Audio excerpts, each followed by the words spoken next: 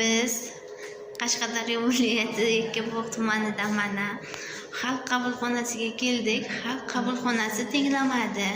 Kechqurun soat 1 ga sovqatganimiz sababli Vazirlar Mahkamasiga kun bo'yi o'tirdik.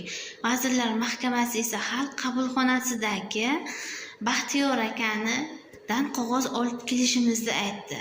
Baxtiyor akani qabuliga yozilish uchun 1 oy kutsak, unda biz ishimiz nima bo'lar? 3 yildan beri sarson yuribmiz. Mana opamiz ham Farg'ona viloyatidan kelgan. Lekin opani ham ishi hal bo'lmay, respublikaga bu son sanoqsiz kelib ketishimiz. Bu turishga prezidentimiz oddiy fuqaroni shunchalik xo'rlayapti. Topgan pulimiz yo'lga ketganda biz qanaqa qilib kambag'allikdan chiqamiz?